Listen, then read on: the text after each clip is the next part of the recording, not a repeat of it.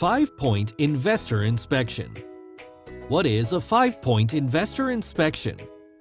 Unlike a regular inspection where we check everything in the home, a 5-point is a limited inspection that checks only the major components in your home, which is much quicker and saves you money.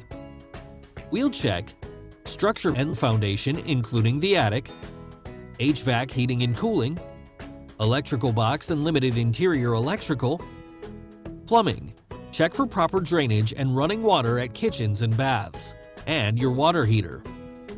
And last, we'll check your roof for any issues. We can also add on other ancillary inspections as well, such as mold, sewer scope, pool, and termite if desired. This inspection is popular among investors and flippers that don't need a full inspection. See you soon!